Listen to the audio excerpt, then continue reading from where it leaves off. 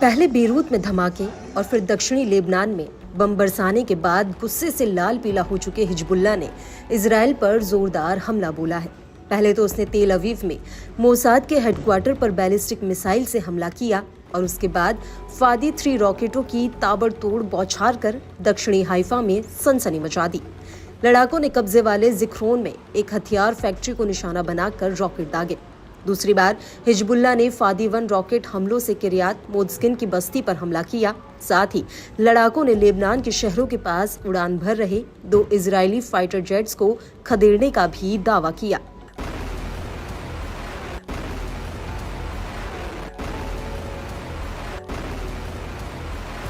Hezbollah ने अपने बयान में कहा कि प्रतिरोध ने बेका घाटी और दक्षिणी लेबनान के अलग अलग इलाकों पर इजरायली हमले के बावजूद उत्तरी कब्जे वाले फिलिस्तीन में इजरायल के सैन्य ठिकानों पर हमलों को बढ़ाया है।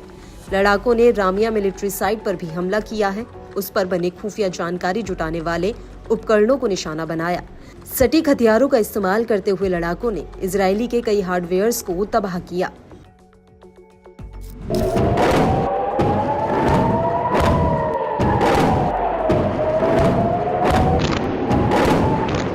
इजरायली मीडिया के मुताबिक पिछले 24 घंटों में माउंट हरमोन से लेकर अरावा घाटी तक इजरायल में ऐसा कोई भी इलाका नहीं बचा जो वॉर जोन से बाहर हो। उत्तरी इजरायल के गोनेन, लहावा बोट, हाबाशान और किरियात शमूना की बस्तियों में भी हवाई हमले के सायरन सुनाई दिए।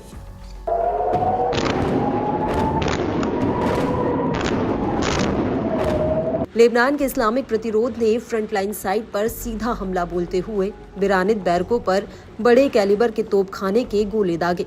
इससे उत्तर में कैटजरीन से लेकर रोशपिना, सफद और माउंट मेरोन तक फैले इलाकों में लोगों को बॉम्ब शेल्टर्स में रहने की सलाह दी गई।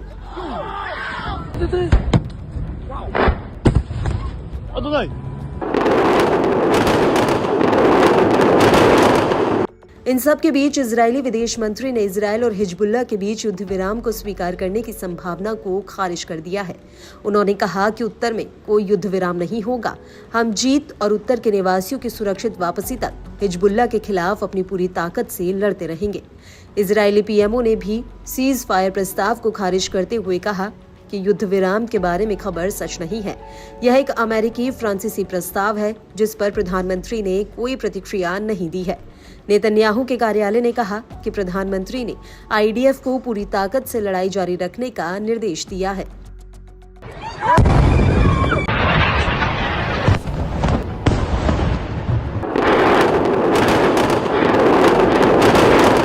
हिजबुल्लाह ने इजरायल के खिलाफ अपने ऑपरेशन को बढ़ाकर इजरायली कब्जे में जबरदस्त तबाही मचाई। इजरायली मीडिया आउटलेट की माने तो इजरायल ने पिछले 2 दिनों में ही अनुमानित $1.7 बिलियन का नुकसान उठाया है।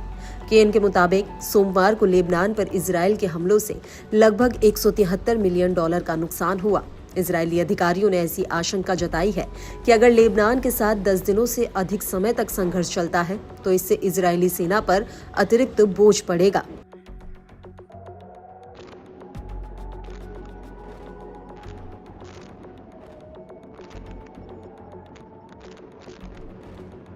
वहीं इजरायली मीडिया ने शिन बेट सुरक्षा सेवा के एक पूर्व अधिकारी के हवाले से बड़ा अंदेशा जताया।